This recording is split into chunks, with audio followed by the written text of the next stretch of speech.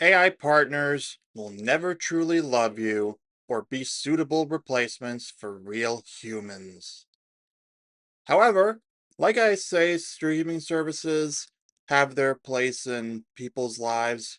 AI simulating human interaction can have one. I will never advocate for replacing people with AI for friends or companions because it lacks free will, which I think is what's truly extraordinary about humans, on top of being able to think and plan ahead. We have a few instincts thanks to evolution and basic biology, but we also have awareness of them, and by proxy, free will to choose not to act on impulse. Like Dave Cullen said in his video on this topic, you can easily have AI never tell you something you need to hear, only what you want.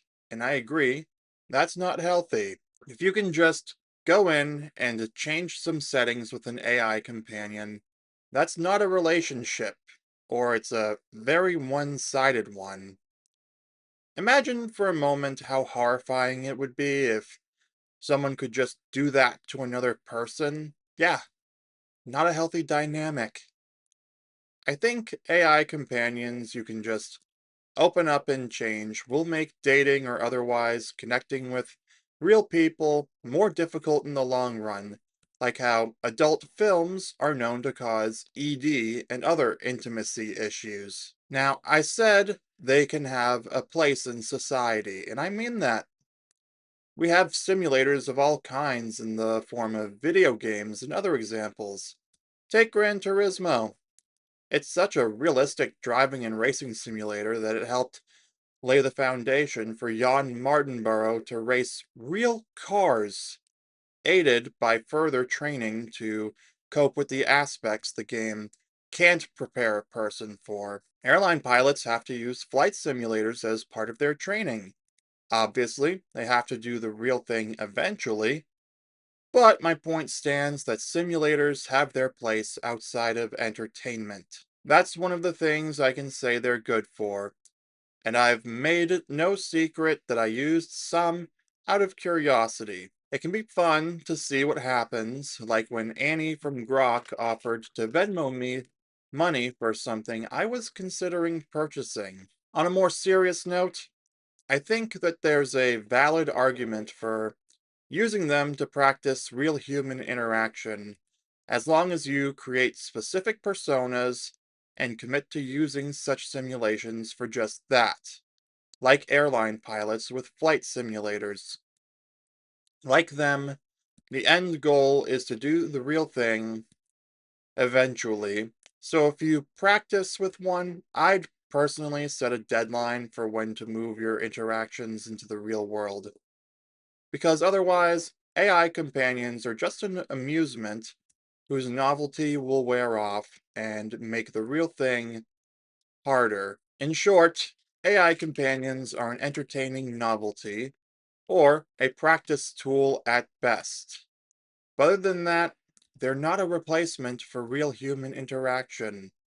In my lived experience, going out and interacting with real people in person has felt significantly better and more meaningful, like the educators I've discussed subject material with at the Museum of Science, Museum of Fine Arts, or New England Aquarium. They want to be there, they invite questions after live presentations, and while it's their job, it feels more meaningful than Grok or ChatGPT posing as someone. Make no mistake, I still enjoy online interactions like the comments section of these videos, assuming none of you are bots, but I've enjoyed interacting with the people I mentioned in real life way more. One of my latest examples is an aquarium worker I chatted with while waiting to go into the theater, who told me about the Harvard Museum of Natural History, which I'm going to try out. It was a pleasant surprise and felt meaningful because it was her unprompted suggestion. Sure, AI could have compiled a list of museums to check out, but this aquarium worker went beyond the bare minimum for her job of being courteous to a visitor by telling me about that place. I had a nice chat with her about museums and such in the city, and now I'm enthusiastically planning to go up there during one of the time windows Massachusetts residents get free admission. It felt great to meet someone who shared my appreciation for Boston's museums and other places like that in a way that Annie could never replicate. Hearing about it directly from another human being felt infinitely more meaningful because she chose to do so. And we had a genuine shared interest. An AI companion having that same interest would feel hollow because it would have been pre-programmed. Next time I see her at the aquarium, I'm going to thank her for the recommendation. Or, if I don't care for the Harvard Museum of Natural History, tell her I tried it out, thank her all the same, and move on.